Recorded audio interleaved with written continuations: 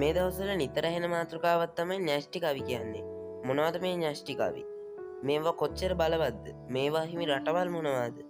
ඒ ගැන කතා කරන්න තමයි SL Unit 18 අද මං ආවේ. අපි එහෙනම් යන් වීඩියෝ එකට. හරි. මොනවද මේ න්‍යෂ්ටි කවි කියන්නේ? න්‍යෂ්ටි කවි කියන්නේ න්‍යෂ්ටික ප්‍රතික්‍රියාවක් මගින් විනාශකාරී ලෙස ප්‍රහාර එල්ල කර හැකි ආයුධයි. යුද්ධයේ මෙම ආයුධ භාවිතා කරලා තියෙන තාම දේවතාවයි. ඒ තමයි නාගසාකි සහ හිරෝෂිමා වලට එල්ල කර ලිටල් බෝයි සහ ෆැට්මෑන් යන ප්‍රහාර මාලාවයි. මේ ප්‍රහාර නිසා සාමාන්‍ය වැසියන් හමුදා සෙබළුන් ලක්ෂ 2ක් පමණ මිය ගිහිල්ලා තියෙනවා. මීට පසුව ප්‍රදර්ශනයට හා අත්හදා බැලීම් සඳහා විතර න්‍යෂ්ටි කවි පුපුරලා තියෙන්නේ.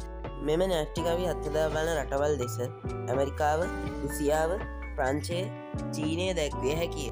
වර්තමානයේ න්‍යෂ්ටික නීතියට අනුව න්‍යෂ්ටි කවි කියන්නේ තහනම් අවියක්.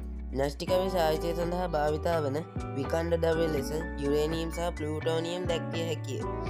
මෙම රසායනික ද්‍රව්‍ය නිසා විශාල වශයෙන් විකිරණ වලට ලක්විය හැකිය. ඒ කියන්නේ මේ මාබ පුපුරන විශාල වපසරියක් සුට සිටින ජීවීන් වුවද විකිරණ වලට ලක්වෙන්න පුළුවන්. හිරෝෂිමා හා නාගසාකි රටවලට එල්ල කර ප්‍රහාර ගුවන් යානයෙන් එල්ල කරපු ඒවා. නමුත් ඒවා අද වන විට න්‍යෂ්ටික මිසයිල් පමණක් අත්හදා බලලා තියෙනවා. මෙම න්‍යෂ්ටික ප්‍රතික්‍රියා නිසා සම්රෝග, පිළිකා, ඇස් නොපෙනී යාම, රුධිරාබාධ වැනි තත්ත්වවලට ගොදුරු විය හැකිය. ඉදිරි පරම්පරා ගණනාවකටද මෙම තත්ත්වය බලපාන්න පුළුවන්. මෙම න්‍යෂ්ටි කවි භාවිතා කරන්නේ බලලෝභීත්වය නිසා. ඒවා ඉතින් කවදා හරි ලෝකයේ සිට මිනිස්සුන්ට අනිවාර්යයෙන්ම තර්ජනයක් වෙනවා. ඇයි අපිට මේ න්‍යෂ්ටි කවි වුමනා වෙන්නේ? ඇයි අපිට මේ න්‍යෂ්ටි කවි වුමනා වෙන්නේ? අපිට න්‍යෂ්ටි කවි වලින් තියෙන ඵලය මොකද්ද? මම හිතන විදිහට නම් මිනිස්සු එක එක දේවල් වලින් ලෝකේ විනාශ වෙයි කියලා කිව්වට මිනිස්සු විසින්ම තමයි මිනිස්සුන් විනාශ කරගන්නේ.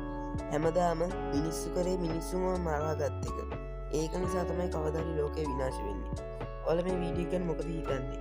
ඔයාලගේ අදහස් පහලින් කමෙන්ට් කරලා යන්න. ඒ වගේම SL Unit channel එක තාම subscribe කරලා නැත්නම් පහළ තියෙන subscribe button එක දබාගෙන යන්න.